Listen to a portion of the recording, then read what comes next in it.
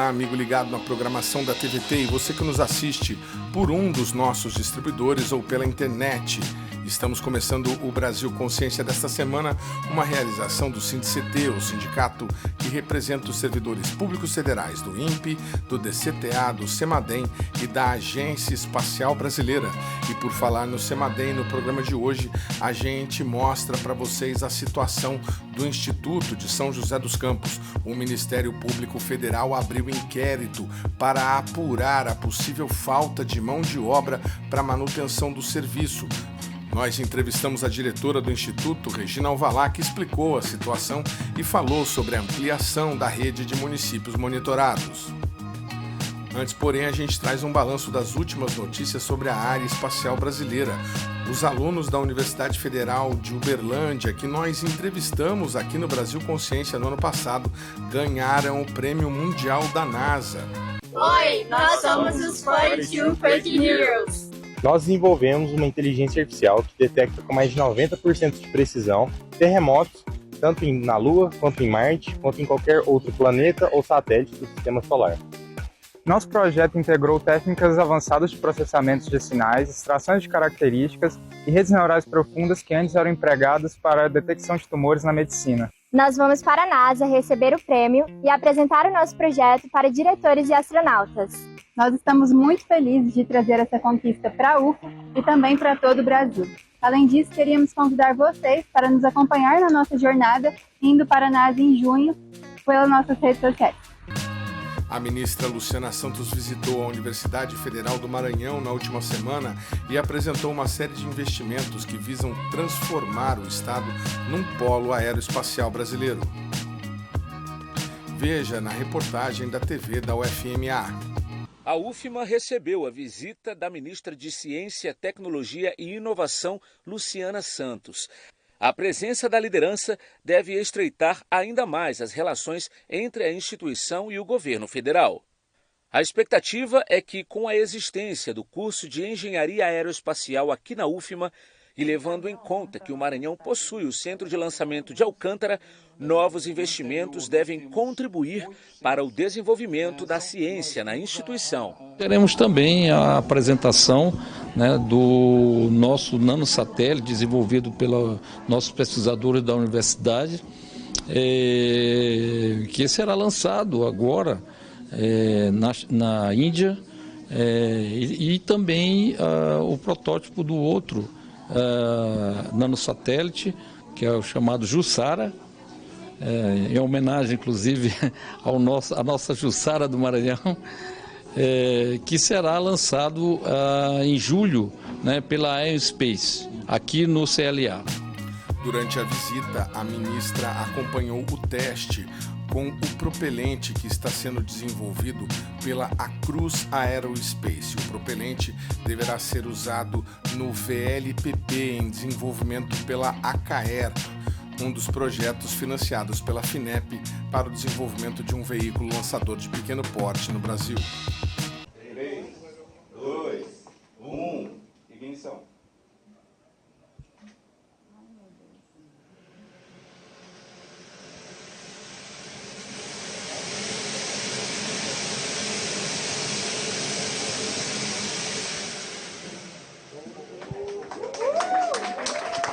Então, qual é o propósito desse projeto, que é um consórcio com 4 empresas, e a Crux é responsável pelos motores, vão ser um veículo lançador de nanosatélites com 3 estágios, nós vamos desenvolver os motores para esses 3 estágios, os propelentes e algumas aeroestruturas em compósitos, que é essa a responsabilidade da Crux. Então, quando a gente fala em propelente, nós temos os oxidantes e os combustíveis. Então, nós juntamos esses dois, eles formam o propelente, que é responsável por fornecer energia para satelitizar, ou seja, para colocar em órbita esse nanosatélite, o nosso veículo ele vai ser capaz de satelitizar, ou seja, de colocar nanosatélites em órbita.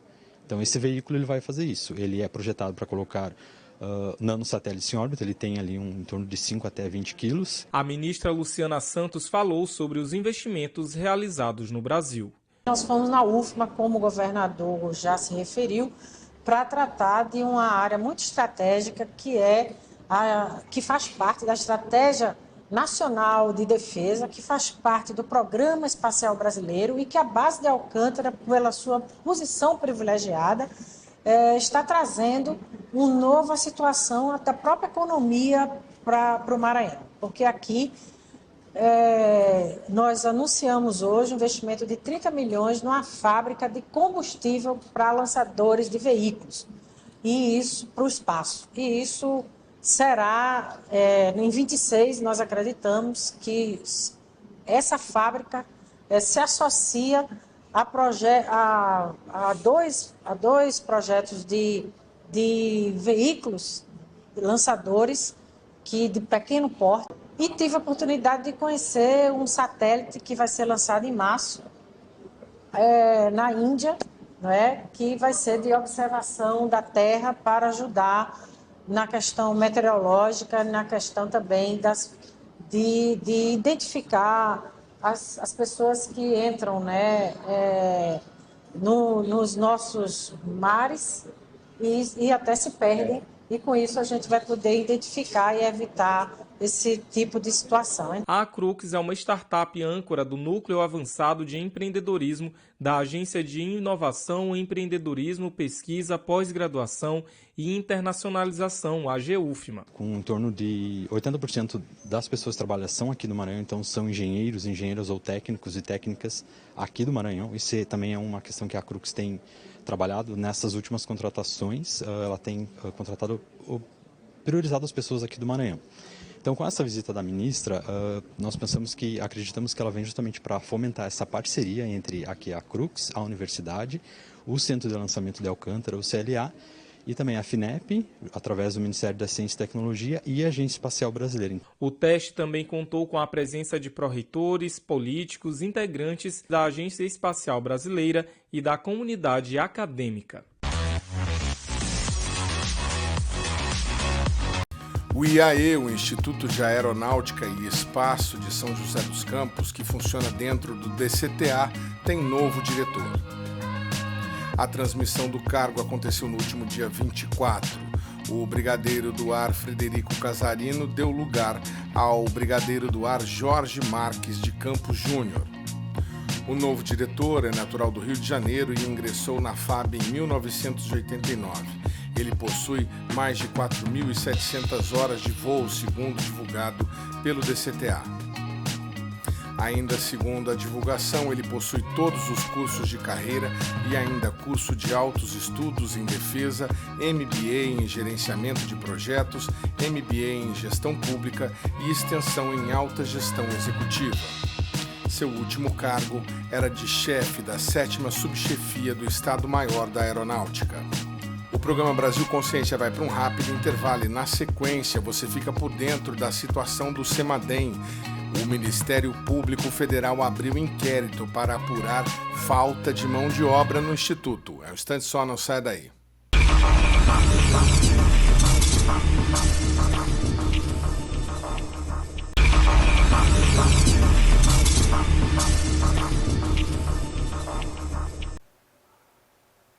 Muito bem, amigo do programa Brasil Consciência, a gente está de volta agora para falar sobre o assunto principal do nosso programa de hoje, a questão do funcionamento de um dos principais e mais importantes institutos de pesquisa do país, o CEMADEM, que faz parte aqui da nossa base Centro de Monitoramento e Alertas de Desastres Naturais. Uma reportagem publicada recentemente pelo jornal Globo, deu conta de uma crônica falta de mão de obra no Instituto.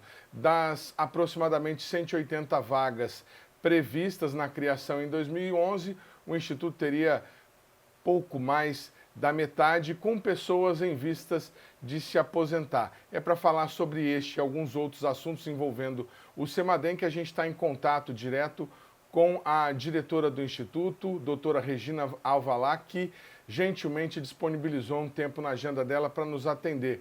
Muito boa tarde, doutora Regina. Obrigado por você ter concedido essa entrevista para a gente. E a gente começa perguntando sobre essa questão da mão de obra, né? A gente tinha algumas informações sobre a necessidade de poupar servidores, escalonar servidores para manter o serviço de vocês aí, que é 24/7, mas a gente não sabia que era tão crônica, sim. O concurso que está vindo por aí vai remediar em alguma medida isso que está acontecendo?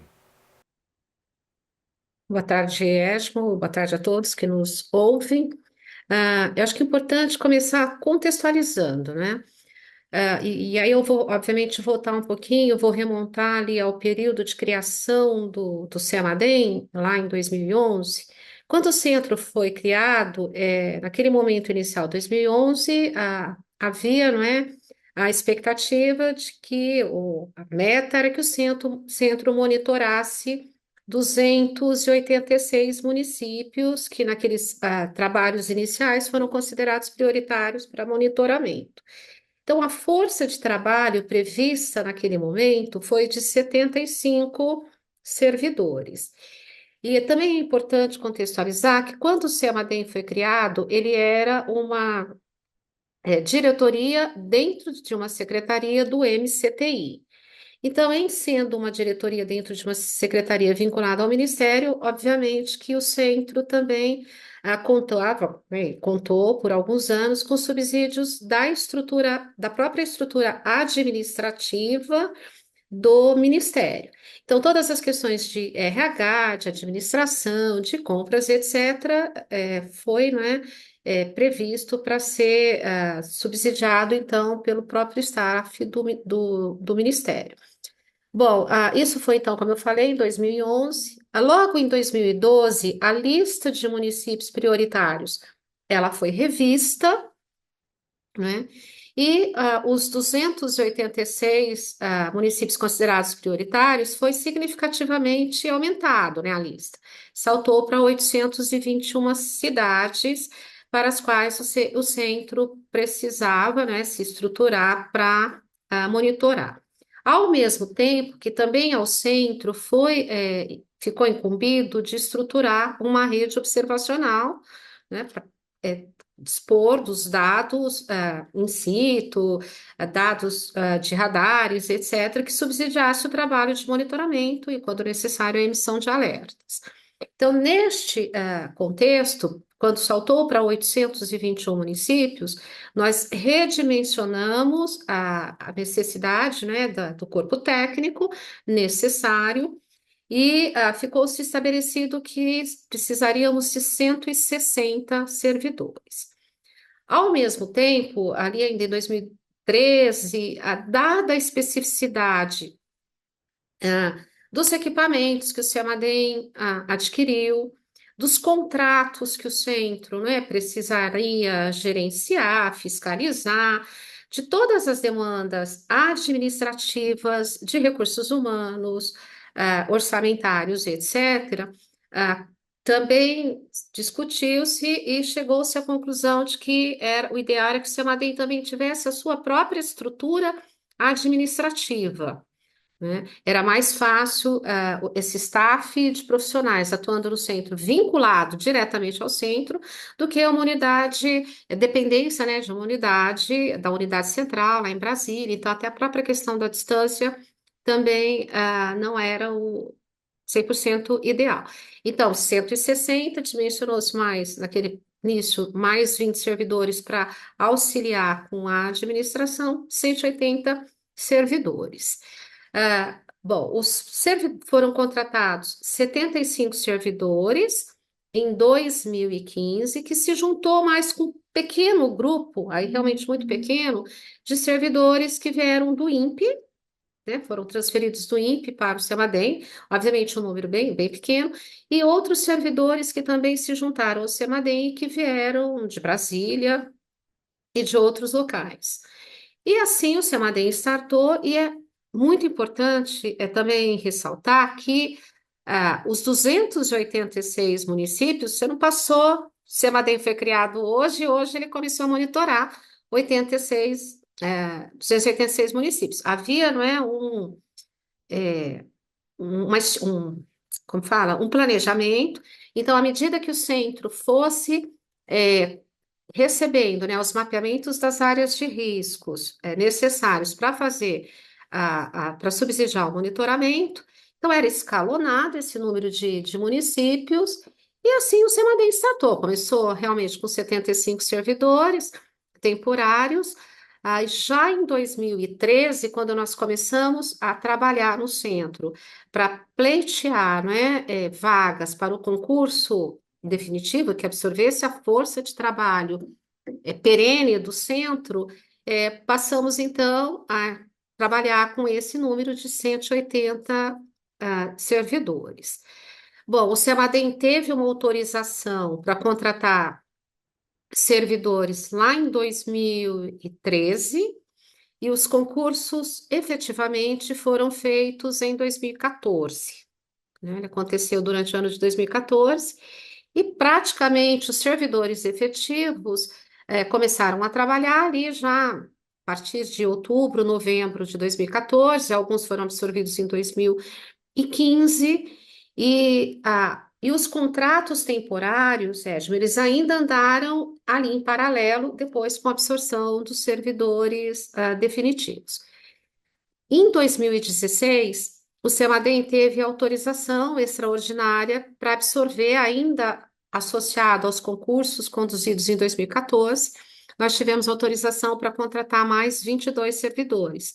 Então, nós ficamos com 75, mais 22, adicionais 97, e mais aqueles ainda, não é, que vieram transferidos do INPE e também do MCTI. Então, nós já chegamos a ter servidores efetivos em torno dos 104, se a minha memória não falha, 104 servidores. Depois, alguns se aposentaram, outros voltaram para o INPE, e efetivamente, hoje, o Semadem tem, aí depois teve mortes também, então, você vai tendo, né, que lidar aí com as várias saídas de servidores. Hoje o Semadem está com 92 servidores ativos. O número, obviamente, de municípios monitorados foi gradativamente aumentando e o Semadem passou também a contar com outro quadro de profissionais vinculados ao centro via bolsas, né, através do programa PCI, de capacitação institucional. Nós temos um outro projeto também de pesquisas conduzido pelo centro, para o qual a gente também conta, né, tem contado com profissionais que se vinculam através de bolsas. Temos também mais profissionais terceirizados. Enfim, então nós sempre fomos trabalhando, né, buscando meios que possibilitasse viabilizar a agregação de profissionais ao centro, de modo que a gente pudesse cumprir a nossa missão. Então, o título da matéria ficou infeliz, né? Porque quando menciona Semadem esvaziado, você esvazia alguma coisa que estava cheio, né? Então, não foi um título, digamos assim, feliz da matéria. Ele não está errado, mas ele também não foi feliz. E a sua missão, o Semadem tem cumprido a contento, né? E óbvio que quando você tem que lidar com questão de recursos humanos, com não perenidade, porque você tem bolsistas, os bolsistas às vezes saem, tem descontinuidade. Então, nós também fomos, digamos assim, nos preocupamos bastante em automatizar muitos processos, em cada bolsista que vem, que se vincula, pelas diferentes formas, sejam os bolsistas dos programas que eu mencionei, sejam profissionais terceirizados. Neste meio tempo também, nos últimos, né, quase 6 anos, já nós criamos um programa de pós-graduação. Então, alunos de pós-graduação também se vincularam ao centro, e ao desenvolver as pesquisas desses alunos, muitos desenvolvem, né, estudos que geram conhecimentos que têm permitido com que o Semadem não só cumpra a sua missão, mas que também avance na geração de conhecimentos relevantes nessa temática, que, como você muito bem destacou, tão importante e relevante para o Brasil. Muito bem, muito bem. Quer dizer, não é um processo de sucateamento, como Exato. pode suscitar o título. é um processo natural de consolidação do Instituto, que ainda é recente, né? Recente. Mas que também padece, aí, como outros institutos, do problema da reposição de mão de obra. Hoje o CEMADEM monitora 1.133 municípios, doutora, é isso? Isso. Exatamente. Vocês monitoram 1.133 municípios e estão buscando, desde o ano passado, a gente tem acompanhado, realizar uma licitação, aquele investimento que foi anunciado pela ministra Luciana Santos em São José, para fazer a aquisição de novas PCDs e ampliar essa rede. O anúncio foi de aproximadamente 800 municípios a mais, que seriam divididos em fases. A primeira fase delas com 210 municípios, com aquisição de 600, algo em torno, um pouco mais de 600 PCDs. Acontece que essa licitação não está progredindo, ela foi reaberta novamente agora no comecinho de janeiro na Funcat. Qual que é a problemática? O que está faltando para que isso possa ser viabilizado, doutora? Bom, vamos lá. Hoje, como você bem pontuou, nós monitoramos 1.133 municípios. A lista de 821 municípios prioritários, ela ficou ali vigente entre 2012, quando ela foi lançada, né, em agosto de 2012, no escopo do Plano Nacional de Gestão de Riscos e Respostas a Desastres, e ela foi revista no início de 2023.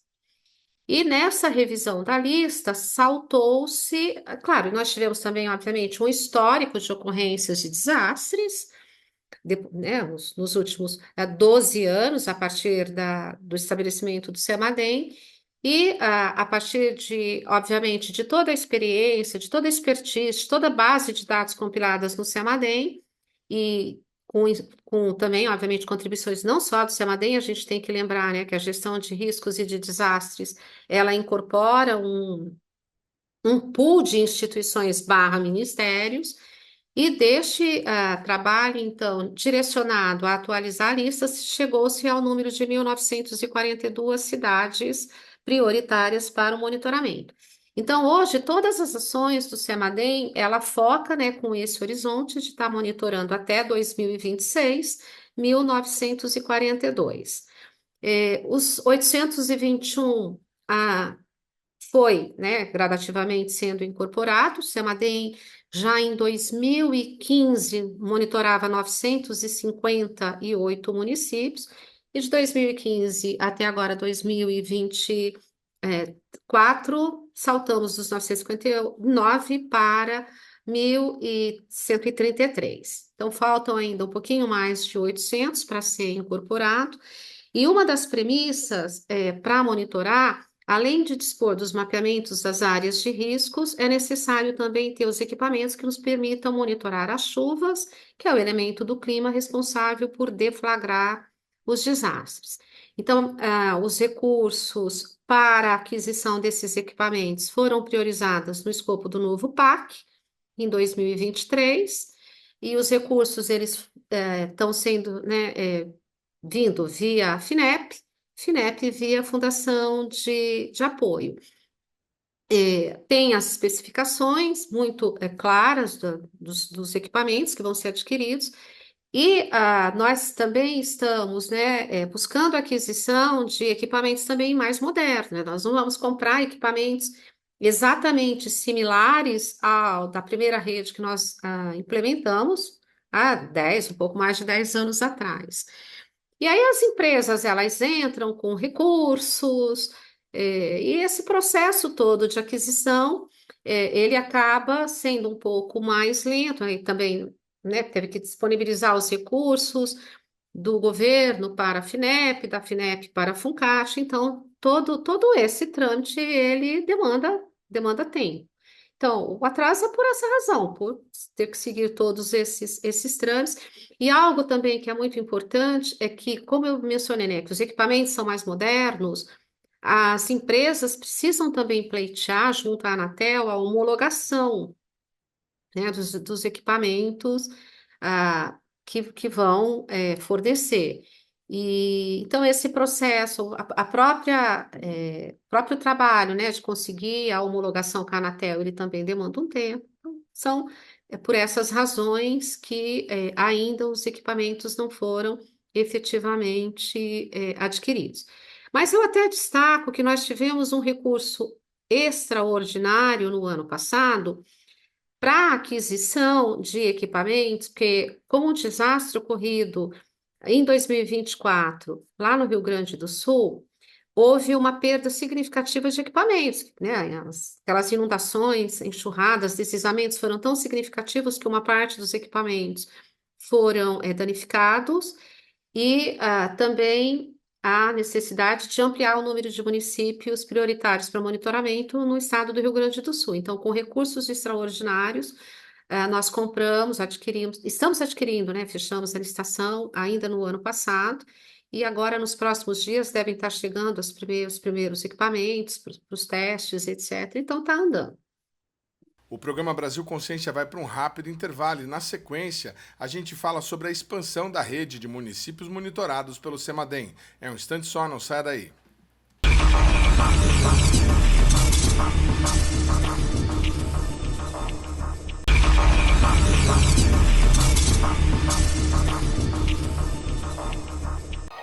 Terceiro bloco, o programa Brasil Consciência de volta, e a gente continua falando sobre o CEMADEM e sobre a expansão da rede de municípios monitorados com a aquisição de novos equipamentos. Para você que não conhece o CEMADEM ou os dispositivos que o Instituto usa, a gente mostra para você esse vídeo de 2020 que nós fizemos lá no próprio Instituto, às margens da Dutra, com uma dessas plataformas que está instalado no local. O modelo não é o mais atualizado, mas serve de demonstrativo sobre como funciona o sistema. A plataforma de coleta de dados, ela é constituída basicamente de 2 sensores principais para monitoramento de impostas. Pluviômetro automático em cima e um sensor, sensor de umidade de solo, né? Que através do cabo ela coleta informações em 6 níveis de profundidade. Então aqui a cada meio metro tem um sensor até a profundidade de 3 metros. Então essa unidade aqui ela coleta, né, informações da quantidade de água que tem o solo em função da infiltração de águas de chuva. Então basicamente essa estação ela faz isso, né? Ela coleta essas informações, que dentro dessa caixa tem um coletor, um datalogger, registra, processa e através de telefonia celular envia essas informações, esses dados para serem analisados no CEMADEM. Aqui ela está ligada num cabo aí. Ela fica nos lugares remotos aí onde ela fica ligada em cabo. Como é que ela funciona? Qual que é a alimentação de energia? Tem um painel solar e aqui tem 2 baterias. Então é alimentação, né, fotovoltaica. Então ela é independente. Esse cabo que está aqui, esse cabo é o do sensor de umidade. Então esse cabo aqui ele tem um comprimento de 5 a 30 metros. Então a gente tem essa autonomia de até 30 metros para instalar o sensor de umidade, né, distante do equipamento, porque esse equipamento tem que ficar num local seguro. Já o sensor de umidade, ele tem que ficar num local que represente o perfil crítico de solo. Então, muitas vezes ele não coincide em ficar muito próximo à estação, ele tem que ficar um pouco mais distante. Então, por isso que essa autonomia aqui de cabo de até 30 metros.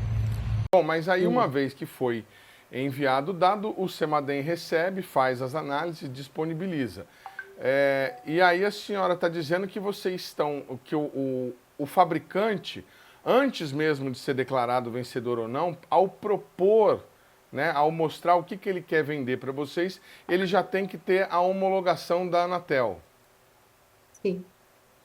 Ah, pois muito bem. Então é isso que está, de repente, retardando. Agora, amarrando com a primeira questão, Quando isso estiver operacionalizado, vocês já vão ter mão de obra, mais mão de obra para poder trabalhar com esses dados novos? Como é que vai ser a reposição de quadros prevista no concurso, por exemplo?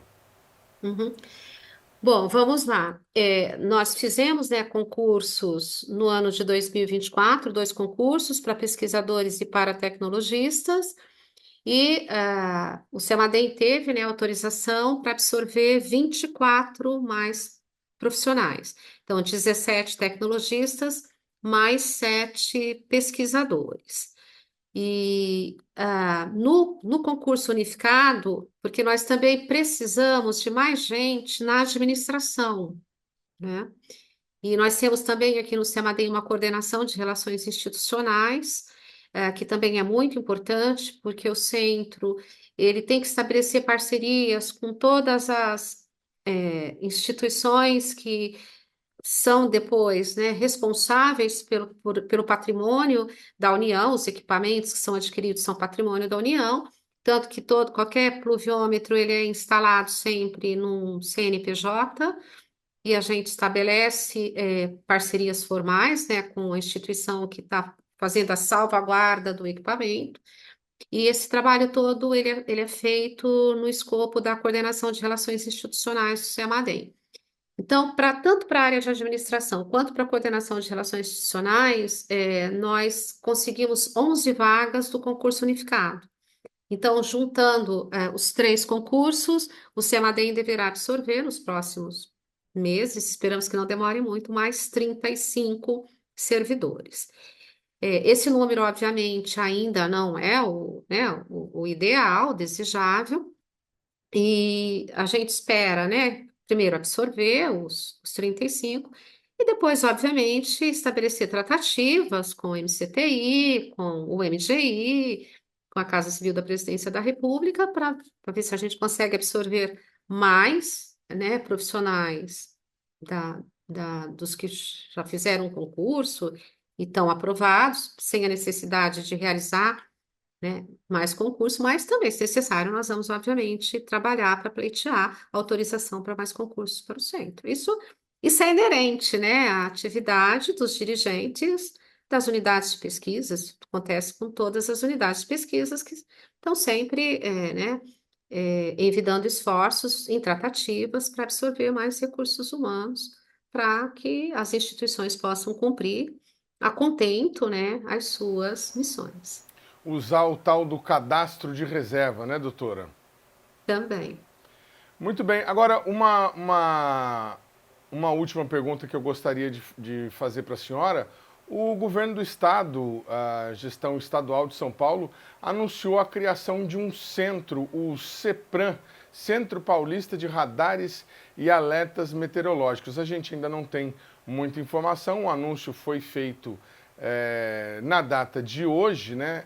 Melhor dizendo, na data de ontem, e a princípio seria um centro para trabalhar com a Defesa Civil, utilizando os radares meteorológicos aí disponíveis no estado de São Paulo. Alguém do governo do estado entrou em contato com vocês para tentar formar uma parceria, estabelecer se eles poderão usar esse radar, por exemplo, que vocês têm aí instalado no CEMADEM? Então, o CEMADEM tem uma parceria com a Casa Militar do Estado de São Paulo praticamente desde o 2º ano da criação do centro, né?